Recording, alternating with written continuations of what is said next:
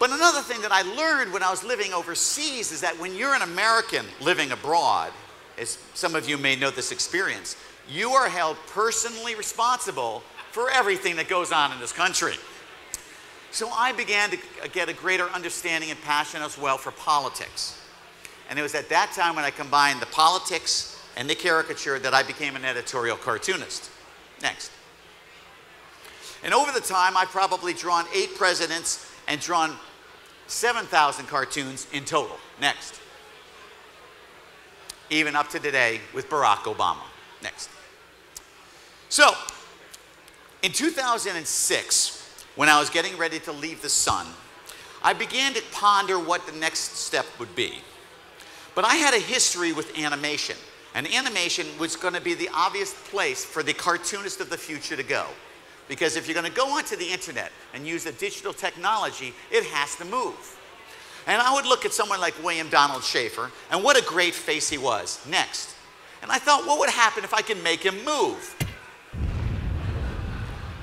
So, I decided to go and find a place, and the first place I went to was Next, UMBC. We need sound up for those ones.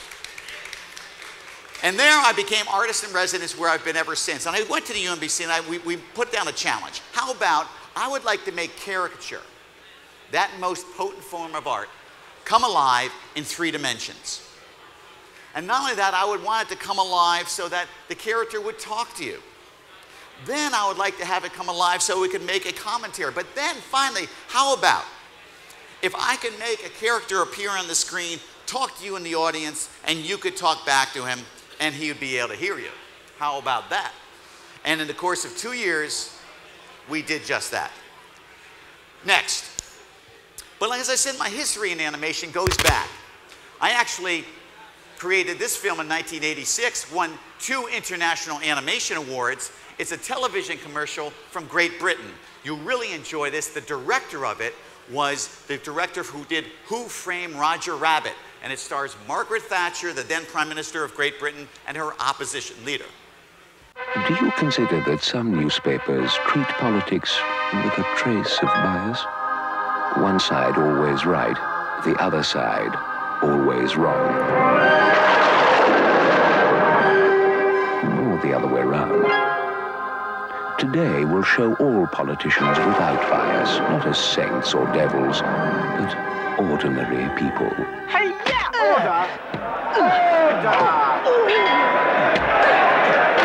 Today colors the newspaper, not the news.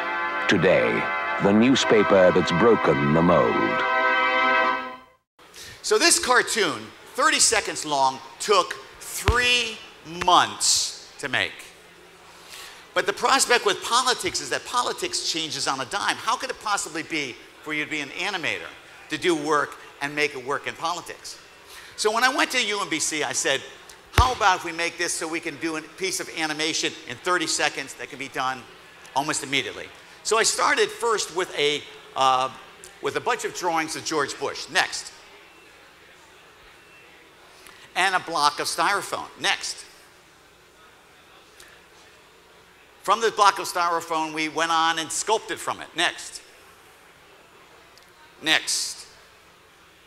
And next. Slowly, you'll see the face of George Bush appear. Next. Next. So finally, now we had a larger-than-life-size bust of the president. Next. And I took him down to a local 3D scanning operation. And this was just the beginning of my interaction with a whole host of people in this audience. I used R2 Integrated to make my website, and there's a whole host of other people who know who they are in the audience who helped me out. And from here, I started with a 3D scan. Next. Let's move on there. And we started to scan this bust in 3D. Next.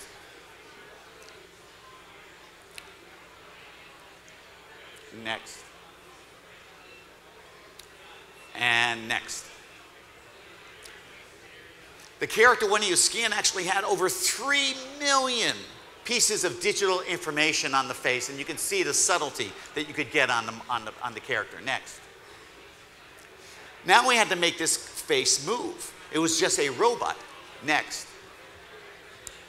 We had to give him teeth. Next. And now we had the facial expressions. Next. So we wanted to make a George Bush, we wanted to make one that actually carried all the various facial expressions of that particular character. Next. And we had to have a whole host of eye expressions as well. Next. We had to give him skin. Next. Next. And we had to give him eyeballs as well. Next. So the character in the end looked like this, but now we had to make him move. Next. As you can see, the character looked pretty well, but we didn't have a body for him. So the next step was to try to make I'm Cal, a character where we could use the body. The Economist Have a magazine. look at this. I'm now making animated political cartoons using motion capture. It works like this. Digital cameras read digital markers that are on a suit. An actor, in this case me, puts on the motion capture suit and mimes the actions of the characters involved. I use motion capture in my animation because it saves me and my animation team a great deal of time. The ending product is fast, much faster than it could have been without the help of motion capture.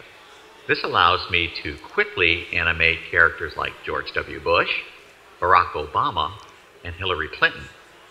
My animators are now free to concentrate on other details, the finer details that make the cartoon great. I think face-based motion capture is a great solution for animation. President Bush, any thoughts? Don't have any. Ran out a long time ago. Okay. All right, so here's where we are. We now have a 3D version of George Bush.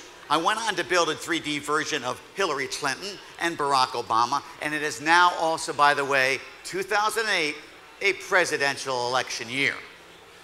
Now, after creating these characters, I wanted to be able to find a venue to show these things, and I was invited to join Second City, the improv comedy troupe that you may be familiar with, on a nationwide tour called the Art of Satire. We did an 8-city tour, and the whole idea was to talk about various different aspects of satire, and I wanted to use this and create an animation. So what you're going to see next is a 4-minute animation that we created using these characters. But the one thing to remember is that this animation took only 1 week of animating, in contrast to 3 months that it took to make a 30-second animation just a few years before. Let's move on to the next one, Martin, the animation. And the one thing about this tour that was interesting was, in addition to trying to create an opportunity to use animation as you see in the screen as in traditional, we wanted to try to create an opportunity where these 3D characters could actually interact with the audience.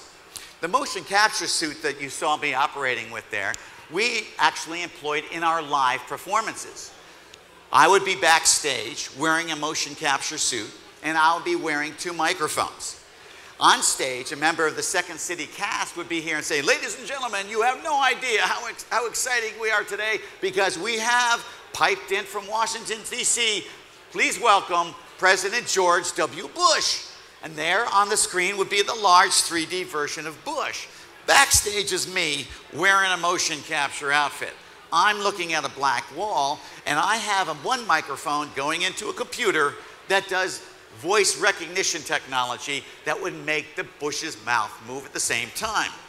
However, there actually is a 1/4 second delay while the computer digests this information. So my second microphone would go into the house sound system with a 1/4 second delay, thus mixing them up together.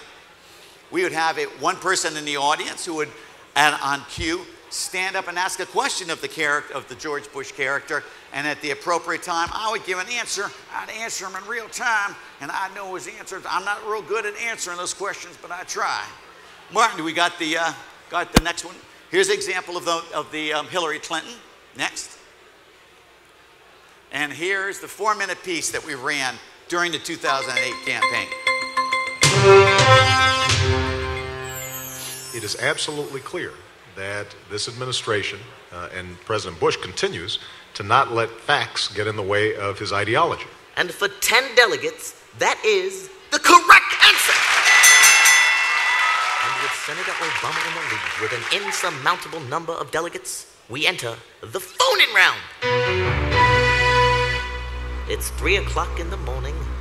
The phone rings. And who is on the line? It's me, President Bill Clinton. Let me just say, it is an honor for you to have me here.